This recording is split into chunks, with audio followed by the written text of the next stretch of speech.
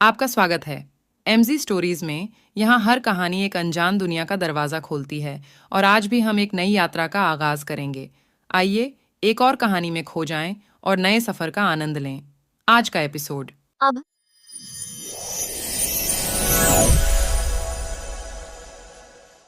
टीना ने अपनी तरफ की खिड़की में रोहन को देखा तो उसे मुस्कुराते हुए देख रहा था। उसने इशारे से दरवाजा खोलने को कहा तो टीना ने जोर से ना में सर हिला दिया। रोहन सीधा खड़ा हो गया और अचानक उसका मुस्कुराता चेहरा काला पड़ गया। उसने अपने हाथ में रुमाल बांधा और कार के शीशे में मुक्का मारा।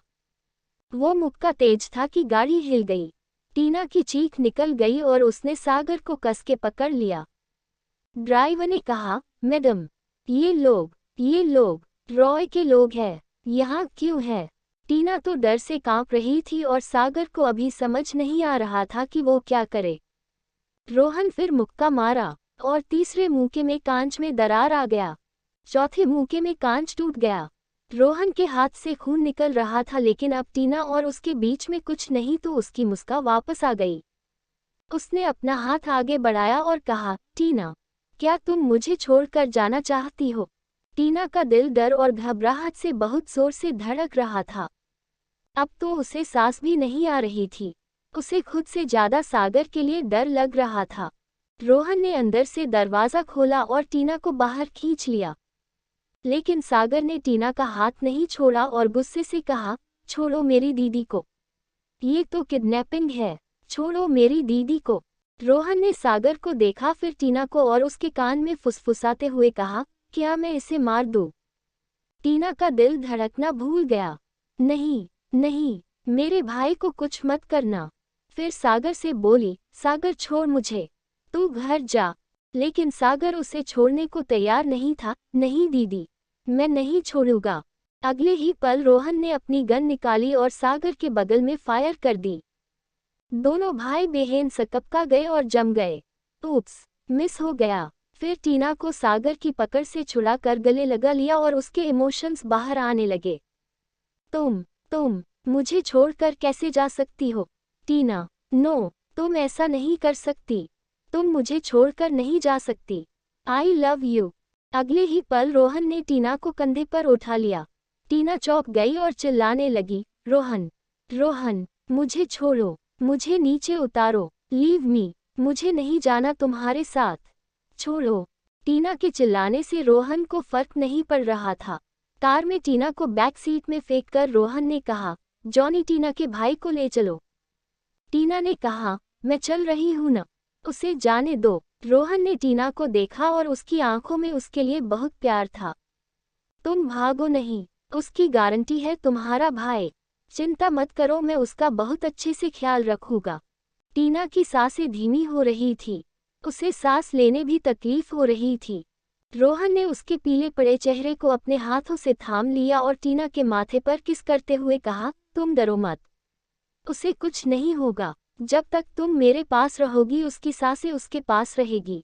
रोहन ने ऐसी बात कितने आराम से कह दी जैसे ह्यूमन लाइफ की कोई वैल्यू है ही नहीं। टीना के आंसू पोंछते हुए रोहन अब भी बहुत शांत था।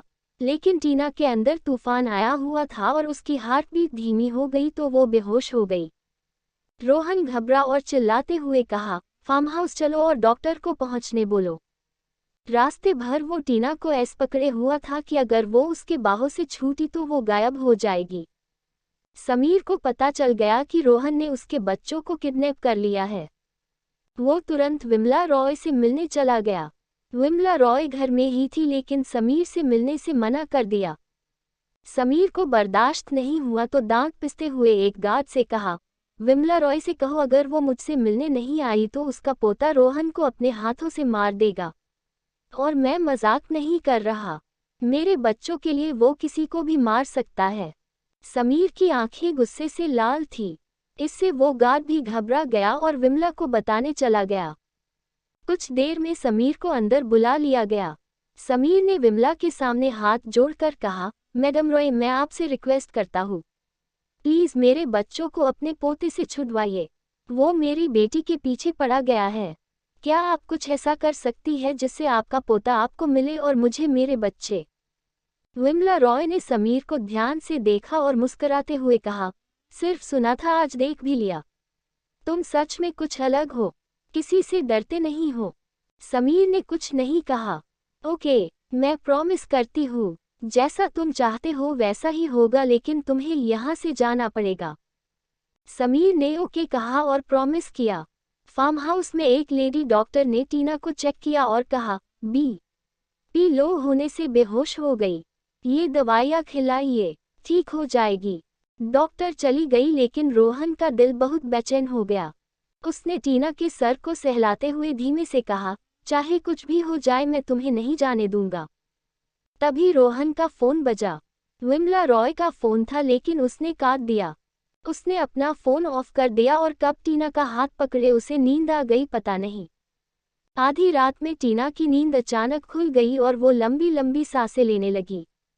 उसने अपने हाथ में किसी का भारी हाथ फील किया तो वो रोहन था और वो सो रहा था। टीना धीरे से उठी और दरवाजे को देखने लगी, लेकिन उसका ब्रेसलेट रोहन की घड़ी में फंस गया था, तो टीना ने उसे खींचकर खोल दिया और दरवाजे की तरफ भागी। दरवाजा जैसे ही खुला रोहन की नींद भी खुल गई। टीना को अभी भी चक्कर आ रहे थे। रोहन ने टीना को देख लिया और उस तरफ तेजी से पहुंच गया।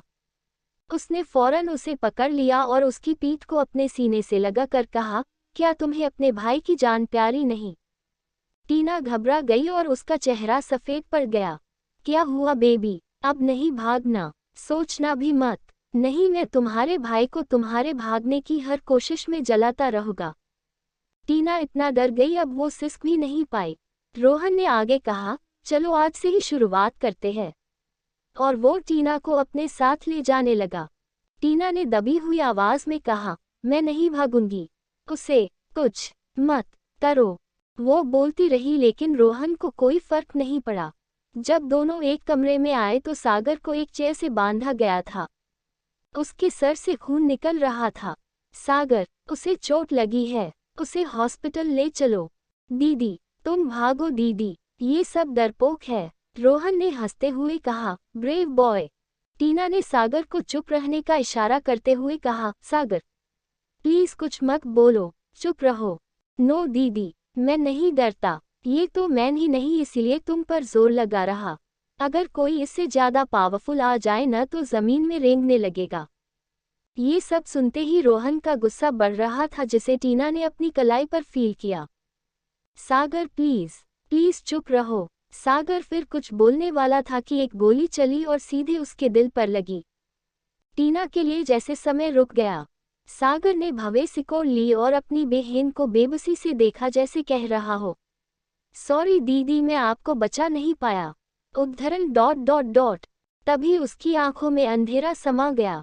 टीना को लगा उसका दिल का टुकड़ा, उसके छोटा भाई, ऐसे मर नहीं सकता। उसके पैर लड़खड़ा गए और वो गिर गई। रोहन ने भी उसका हाथ छोड़ दिया। इस बार निशाना नहीं चुका। बेबी सॉरी, मैंने प्रॉमिस तोड़ दिया। तुम्हारा भाई बहुत बोलता था, रोहन ने बड़े आराम से कहा और टीना के बहते आंसू को पोंछते हुए कहा, वैसे मैंने उसे जलाने के बारे में कहा था, वो तो रह गया। एक आदमी ने रोहन को एक बोतल दी जिसमें सल्फ्यूरिक एसिड था। उसकी बदबू से टीना को होश आया। ये पागल है, इसने मेरे भाई को मार दिया। ये खूनी है, ये सैडिस्ट है, दर्द देना में इसे मजा आता है। अब मेरे भाई को जलाना चाहता है। मैद मैद मैद उद्धरण ... रोहन ने एसिड सागर पर फेंक दिया, लेकिन टीना के पास अचानक कहां से शक्ति आ गई और वो सागर के सामने आ गई। एसिड सीधे टीना की पीठ पर गिरी। एक भयानक चीख उस कमरे के साथ बाहर तक भी पहुंच गई। रोहन ने टीना को बीच में आते देखा, लेकिन उसने एसिड फेंक दिया था। टीना की चीख ने रोहन की आत्मा को तोड़ दिया। उसका पूरा शरीर कांप गया और वो वहीं जम गया। टीना टीना रोहन अपने कांपते पैरों से टीना की तरफ बढ़ना चाहता था, लेकिन उसके पैर जमे रहे। टीना दर्द से चीखने लगी। ऊपर से उसके सामने उसके भाई की डेड बॉडी थी। उसका दर्द, उसकी तड़प, उसकी तकलीफ, उसका दर्द 2 गुना था। तभी कुछ लोगों की कदमों की आवाज आई। उनमें से एक समीर था। उस कमरे का नज़ारा देख समीर अंदर से टूट गया। उसके बेटे के सीने में गोली थी और उसकी बेटी का शरीर एसिड से जल रहा था। समीर ने होश संभाला और सागर की नब्ज चेक किया और टीना को चादर से लपेट कर अपने साथ आए हुए लोगों से कहा, दोनों को फौरन हॉस्पिटल ले चलो। अब जाकर रोहन आगे बढ़ा लेकिन समीर ने उसे गुस्से से घूरते हुए कहा, वापस चले जाओ। दोनों को हॉस्पिटल एडमिट किया गया। समीर ने दूसरा कॉल किंजल को मदद के लिए किया था और चुपके से डॉक्टर की टीम बुलवाई थी। सब प्राइवेट हेलीकॉप्टर से तुरंत पहुंच गए और सागर की बची हुई सांसों को संभाल लिया। वो जिंदा तो था लेकिन अब कोमा में था। गोली ने दिल को छुआ था लेकिन सांसें बच गई। वही टीना का इलाज किया गया और पता चला उसकी पूरी पीठ जल चुकी है। एसिड स्ट्रांग नहीं था वरना टीना की जान भी जा सकती थी। निधि तो अपने बच्चों की हालत देख बेहोश हो गई और उसे भी एडमिट करना पड़ा। विमला रॉय ने रोहन को अपने घर के बेसमेंट में बंद कर दिया ताकि वो यहाँ नहीं आ पाए। समीर ने विमला को देखा और शांति से कहा, आपने वादा तोड़ दिया। आपके पोते ने मेरा परिवार खत्म कर दिया। क्या मैं उसे जिंदा छोड़ दूं? विमला जानती थी कि समीर किस तरह का इंसान है। मैं सबको यहाँ से निकलने में हेल्प करूंगी और रोहन को ये पता चलेगा कि सब एक्सीडेंट में मर गए। कुछ दिनों बाद जॉनी ने रोहन को बेसमेंट से निकाला और उसे एक्सीडेंट साइट पर ले गया और कहा, सिस्टर इन लॉ को मुंबई ले जा रहे थे। वो बुरी तरह जल गई थी, लेकिन एक्सीडेंट में सब मर गए। पूरा खानदान खत्म हो गया। रोहन ने जॉनी का कॉलर पकड़ लिया और दांत पिसते हुए कहा, क्या बकवास कर रहे हो? टीना नहीं मर सकती। जॉनी ने रोते हुए कहा, ये सच है बॉस। आप ग्रैंडमा से पूछ लीजिए। रोहन की हालत खराब थी और विमला के पास पहुंचा तो विमला ने भी उससे यही बताया। उस दिन तो क्या कई दिनों तक रोहन ठीक से सो नहीं पाया। अचानक रात में टीना का नाम चीखने लगता। वो हमेशा उस एक्सीडेंट साइट में पाया जाता जहां उसे सुकून था। उसके पास टीना की आखिरी निशानी सिर्फ वो ब्रेसलेट थी जिसे उसने अभी तक नहीं उतारा। प्रेजेंट कबीर का अपार्टमेंट। बारिश बहुत तेज थी तो कबीर की धड़कने।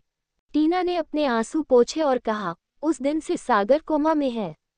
मैंने एक डॉक्टर के बारे में सुना है, डॉक्टर अथर्व रावत, लेकिन मैं इन अमीर लोगों तक पहुंच नहीं रखती। मेरा भाई जिंदा होकर भी मर गया और मैं जीते जी मर रही हूँ। उस रात शहर में रात भर बारिश हुई। टीना तो रोते रोते इतना थक गई कि कबीर की बाहों में सो गई, लेकिन कबीर, उसे नींद कहाँ आने वाली थी। उसकी सोच पता नहीं उसे कहाँ कहाँ ले जा रही थी। रोहन की नज़र में टीना मर चुकी थी। अगर गलती से भी उसे टीना के जिंदा होने की खबर लगी तो टीना आगे सह नहीं पाएगी।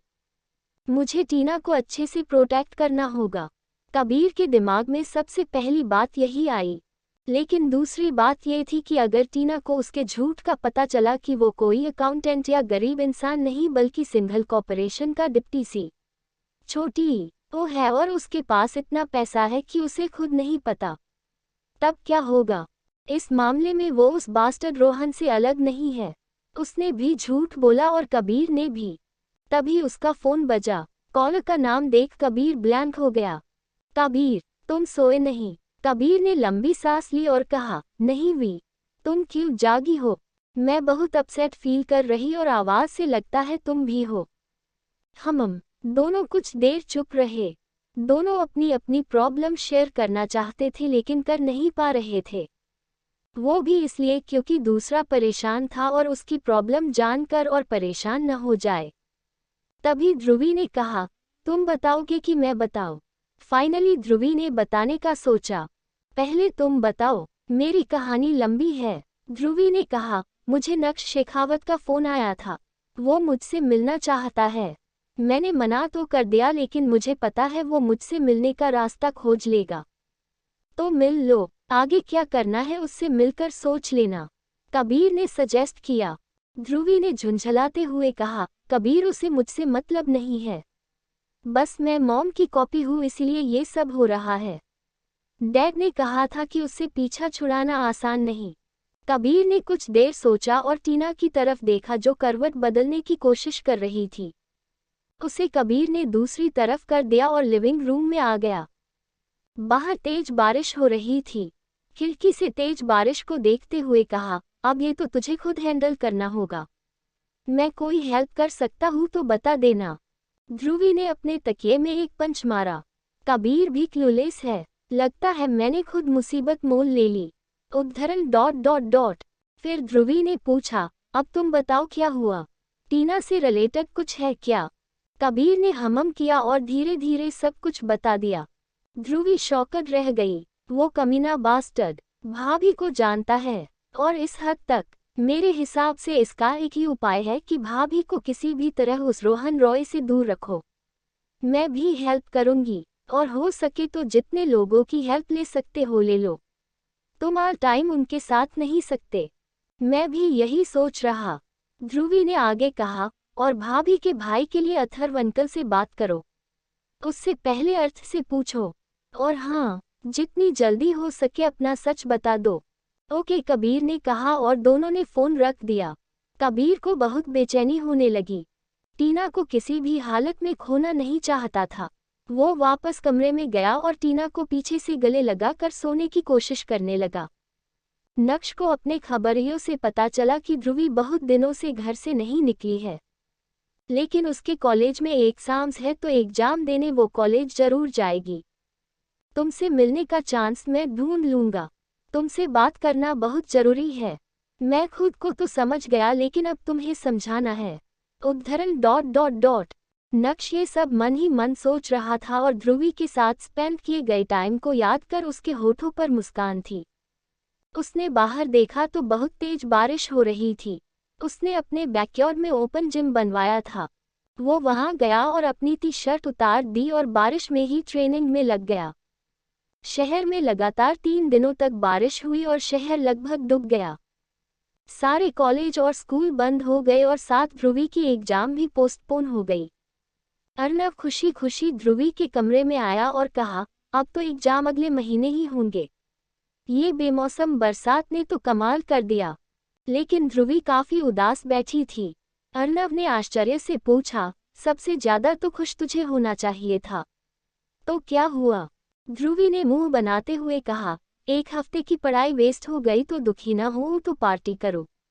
डफर। अर्नव ने मन ही मन सोचा, 1 हफ्ता? मैं एकदम श्योर हूँ कि इसने तो 1 घंटा भी पढ़ाई नहीं की होगी।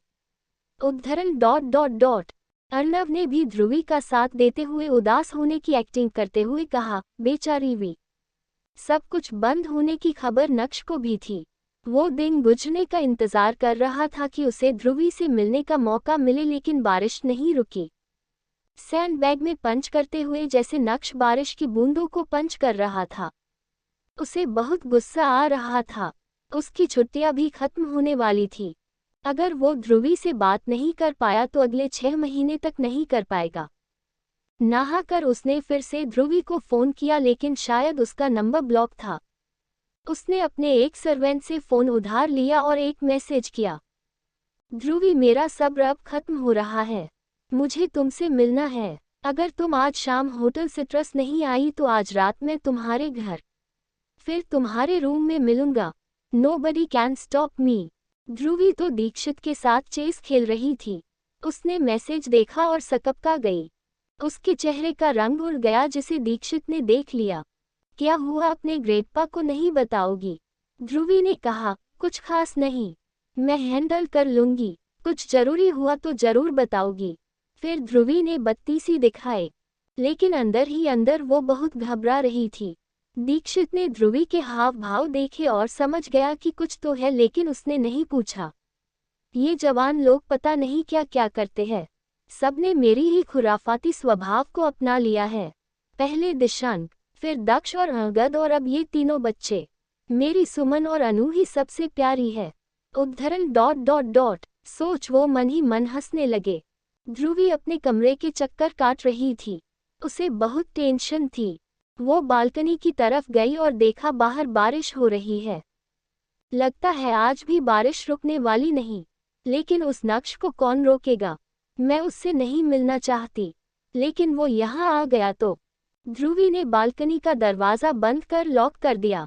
बाथरूम का वेंटिलेटर और कमरे में बची हुई खिड़कियां सब अच्छे से बंद कर लॉक कर दी। अब देखती हूँ कैसे आता है। बारिश नहीं भी हो रही होती तो भी मैं मिलने नहीं जाती। ऊपर में सिंगल मेंशन, कोई होटल थोड़ी न है कि कोई भी आ जा सकता है। ध्रुवी ने एक लंबी सांस ली और नीचे चली गई। अब तो मैं डिनर कर ही वापस आऊंगी। ध्रुवी के जाने के कुछ मिनटों बाद बालकनी से जूतों की आवाज आई, जैसे किसी ने बालकनी में छलांग लगाई। उसने एक खास मिलिट्री यूनिफॉर्म पहनी थी। उसके कपड़े ऐसे थे कि पानी उससे फिसल कर गिर जाती। वो थोड़ा सा ही भीगा था। नक्श ने अपने बालों से पानी झटका और बालकनी का दरवाजा खोलने की कोशिश की, लेकिन वो बंद था। नक्श के चेहरे में ईविल स्माइल आ गई। तो मिस ध्रुवी मुझसे इतना डरती है? उद्धरण डॉट डॉट डॉट। नक्श ने अपनी पॉकेट से एक छोटी सी पॉकेट नाइफ निकाली, उसे अनफोल्ड किया और उससे लॉक को काट दिया। वो चाकू बहुत तेज था। उसने पानी की बूंदें अपने अपने कपड़ों से झाड़ा और बाथरूम चला गया। ड्रायर से उसने अपने आप को सुखाया और इंतजार करने लगा। इनफैक्ट वो ध्रुवी के कमरे का हर कोना देख रहा था। वो तो ऐसे घूम रहा था जैसे उसी का कमरा हो। उसके रूम में एक टेबल था जिसमें बुक्स रखे थे। पढ़ाई तो वो करती नहीं। ओह हाँ, एग्जाम्स थे, लेकिन कैंसिल हो गए तो बहुत खुश होगी वो सोच वो हंसने लगा। बैग की दीवार में उसकी बड़ी सी फोटो थी। उसमें सिर्फ उसका चेहरा था और उसके जान लेने वाली कातिलाना हरी आंखें। उन आंखों के बारे में सोचकर नक्श फिर हंसने लगा। ध्रुवी, तुम मिस्टर सिंघल की तरह हो। क्रूएल। उद्धरण dot dot dot. Side table पर कुछ फोटोज थे, जिसमें से एक में काजल और ध्रुवी थी। नक्श ने एक नज़र काजल को देखा। उसे देख उसका दिल सिर्फ एक ही भाव से सरोबार हुआ, ममता। काजल उसकी दोस्त भी थी और हमदर्द थी, बस। लेकिन ध्रुवी को वो प्यारी और रहस्यमयी आंखों को देखा उसका दिल तेजी से धड़कने लगा। आंखें बंद करते ही उसे सिर्फ ध्रुवी का चेहरा दिखता था, न कि उसकी आंखें। उसके होठों के स्पर्श का एहसास होता था जब उसने उसे किस किया था। ध्रुवी ने उसे जिस डॉक्टर के पास भेजा था, उसने नक्श का दुनिया बदल दी।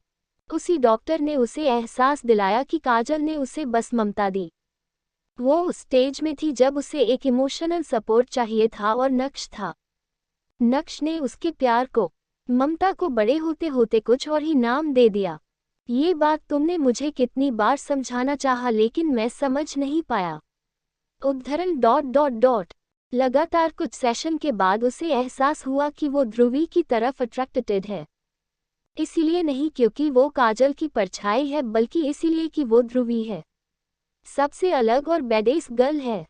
अपनी सोच में खोए हुए पता नहीं कितना समय बीत गया। नक्श का ध्यान तब टूटा जब दरवाज़ा खुलने की आवाज़ आई। उसे छुपने की जगह के बारे में सोचा ही नहीं।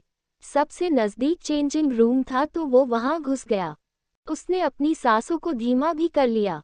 वो जानता था कि ध्रुवी बहुत शातिर, तेज और चालाक है, लेकिन शायद वहां छुपने के आइडिया सही नहीं था। ध्रुवी ने अंगड़ाई लेते हुए कहा, कितना खा लिया?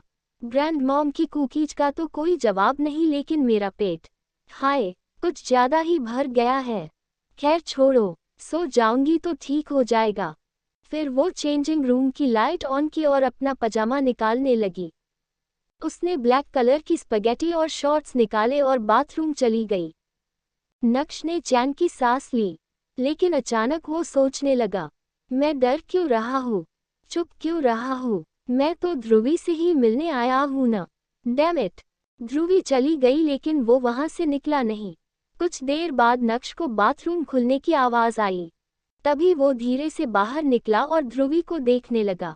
अचानक नक्श को एक गाने की आवाज सुनाई दी, बदन पे सितारे लपेटे हुए।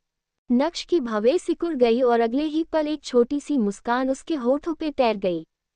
मिरर में देखते हुए ध्रुवी उस पुराने गाने पर डांस कर रही थी और अपने बाल बांध रही थी। नक्श ने झांक कर देखा तो उसकी आंखें चमक गई, लेकिन जब उसने उसके कपड़े देखे तो उसके कान लाल हो गए। ये क्या पहना है इसने? पहनो न पहनो बराबर है। उद्धरण डॉट डॉट डॉट। नक्श ने इग्नोर करने की कोशिश की, लेकिन बार उसकी नज़र ध्रुवी की लंबे पैरों या फिर उसकी खुली गर्दन पर चली जाती। वो चुपके से उसे देख रहा था और अचानक उसका दिल बहुत जोरों से धड़कने लगा। अचानक तेज बिजली कड़की और ध्रुवी चौंक गई। ध्रुवी की भवें सिकुड़ गई, इतनी तेज आवाज, लेकिन बालकनी तो बंद है। उसने बहुत धीरे से कहा, लेकिन नक्श के कानों तक उसकी फुसफुसाहट पहुंच गई। नक्श ने टेढ़ी स्माइल की और ध्रुवी को बालकनी की तरफ जाते हुए देख रहा था। दबे पांव वो भी उसके पीछे चल दिया। ध्रुवी ने देखा कि बालकनी का दरवाज़ा हल्का सा खुला है, लेकिन मैंने दरवाज़ा लॉक किया था। मुझे याद है, उस इडियट की वजह से मैं पागल हो जाऊंगी। नक्श अपने बारे सुन मुस्कुरा दिया। ध्रुवी ने लॉक चेक किया और चौंक गई। उसने ध्यान से देखा तो ऐसा लगा कि जैसे लॉक तोड़ा गया था, वो भी ऐसे जैसे पता भी न चले। तभी उसे मैसेज में नक्श की लिखी हुई बात याद गई, नोबडी कैन स्टॉप मी। और अचानक उसकी नज़र बालकनी के कांच के दरवाजे पर गई और उसकी आंखें बड़ी हो गई। वो चौंक गई इतना कि सांस लेना भी भूल गई। नक्श की धुंधली परछाई कांच पर पड़ रही, लेकिन वो दिख रहा था। नक्श ने मुस्कुराते हुए ध्रुवी को देखा और हाथ हिलाकर हेलो कहा। ध्रुवी पीछे पलटी और इससे पहले वो चीखे या चिल्लाए, नक्श ने उसका मुंह अपने हाथ से बंद कर दिया।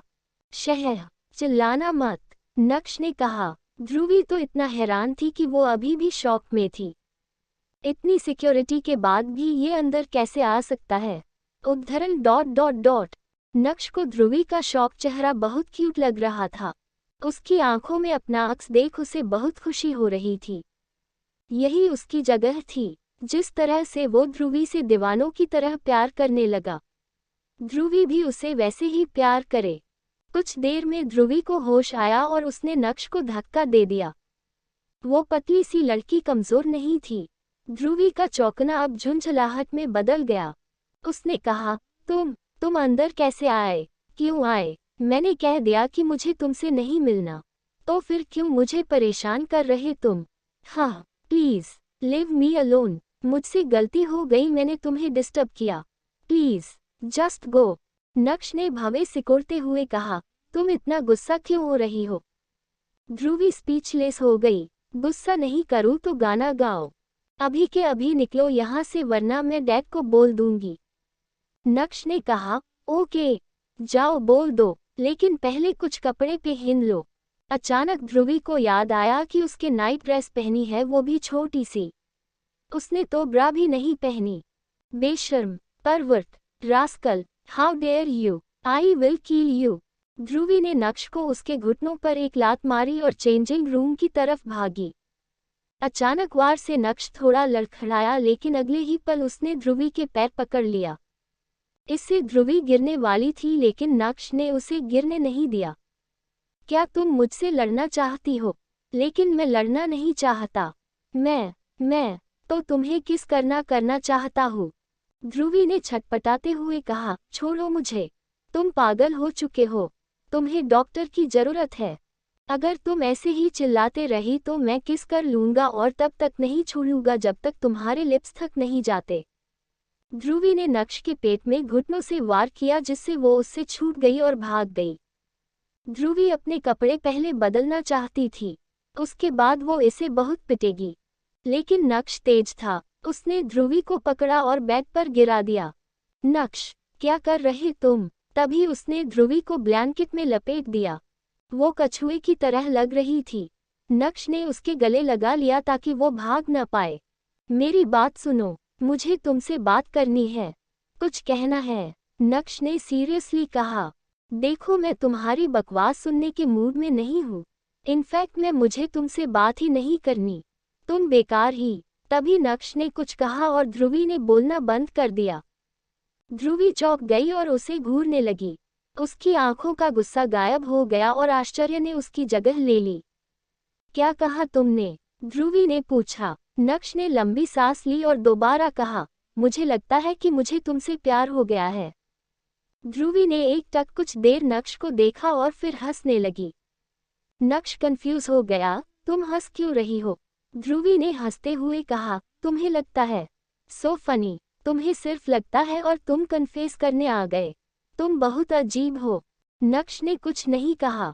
उसने आगे कहा, तुम्हारे लिए दो लोगों के बीच के प्यार का रिश्ता खेल लगता है। सिर्फ लगने से रिलेशन नहीं बनता। कहीं बाद में तुम्हें लगा कि मैं ध्रुवी से नहीं किसी और के प्यार में पड़ गया। नो, ऐसा मत बोलो। मैं श्योर हूँ। I love you. इस बार ध्रुवी को गुस्सा आ गया। Shut up. पहले तुम्हें मेरी माँ से प्यार था और अब मुझसे। मॉम, तुम्हें इस जन्म में तो क्या कोई भी जन्म नहीं मिलने वाली, वो सिर्फ डैड की है, इसीलिए तुमने एक सब्स्टिट्यूट ढूंढ ली और आ गए मेरे पास। नक्श को समझ नहीं आ रहा था कि वो ध्रुवी को अपने दिल का हाल कैसे बताए। उसके पास रोमांटिक शब्दों की कमी थी और ध्रुवी अब उसे भी कंफ्यूज करने की रही थी। तुम कोई सब्स्टिट्यूट नहीं हो, तुम हो, तुम ध्रुवी हो, मैंने कभी भी ऐसा कुछ फील नहीं किया। बोल। नक्श ने ध्रुवी के होठों को किस किया और कहा, तुम्हारे टच से मेरे मन को शांति मिलती है। तुम्हारा गुस्सा भी मुझे पसंद है। मुझे जलन होती है जब किसी और से इंटीमेटली बात करती हो तो। और उसने ध्रुवी को छोड़ दिया और कुछ और अपने चेहरा को अपने हाथों से कवर कर लिया। ध्रुवी ने ब्लैंकेट को थोड़ा लूज किया और शांति से कहा, नक्श, हम दोनों आग और पानी हैं, हम साथ नहीं हो सकते। मैं मानती कि मेरा तुम पर क्रश था, आखिर तुम इतने हैंडसम हो, लेकिन अब मैंने सब कुछ भुला दिया है।